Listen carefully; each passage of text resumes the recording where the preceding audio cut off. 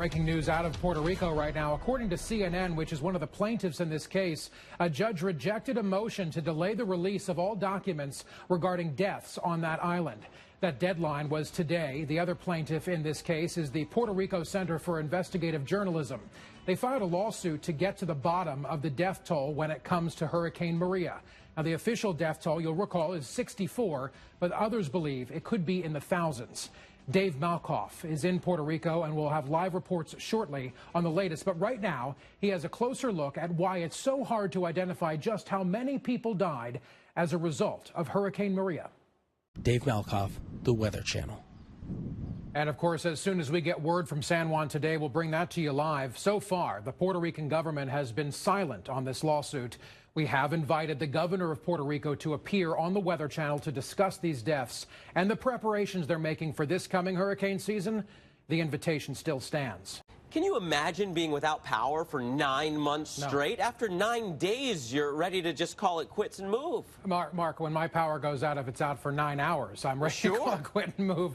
I can't even imagine what these people are going through. So you know they're waiting right now for this new Harvard study. It was published a few weeks ago, and what it's doing is shedding light on the death discrepancy. Researchers in the United States, also on the island of Puerto Rico, they surveyed 3,300 randomly chosen households across that island, and what they've concluded is 4,600 excess deaths. Think about that, 4,600. The official death estimates have drawn sharp criticism from experts and also people right there on Puerto Rico. And this new study criticized Puerto Rico's methods for counting the dead and its lack of transparency in sharing that information with the public. The Weather Channel's Dave Malkoff is in Puerto Rico for us right now. He's talking with people who are still without power, like we said, 9 months later, and some are also pushing for an investigation into the death toll on that island. The Weather Channel. Now, that Superior Court order Mark was talking about gave 7 days to hand over all those death certificates and causes of death. 7 days is today, and Dave is hearing on the ground there. We should have answers by sometime tomorrow afternoon. The official death estimates have drawn sharp criticism from experts and local residents, people who live on Puerto Rico. A Puerto Rican Superior Court judge has ordered the release of all death certificates issued from when the storm hit September 20th of last year through the end of last year, the end of 2017. Now, that could be more than 21,000 death certificates, including both storm-related and non-storm-related deaths. And that information is expected to be released as early as this afternoon. Our Dave Malkoff is there to find out why it's so hard to pin down these numbers. We are continuing to follow this situation and monitor it as it develops. And Dave Malkoff will join us live from Puerto Rico later in this show. Weather Channel's Justin Michaels joins us now. He's in the studio with more details.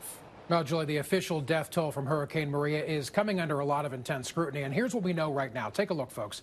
Due to lawsuits from a number of media agencies, Puerto Rico officials have been ordered to release official death count documents. And that release may come as early as tomorrow afternoon. We're staying on top of all those details here at the Weather Channel.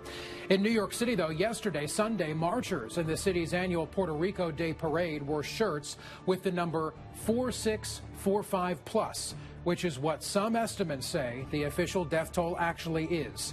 And then today, members of both the House and the Senate in Washington, D.C. have introduced new legislation to establish federal procedures for counting fatalities following a natural disaster. Hard to believe those do not exist yet.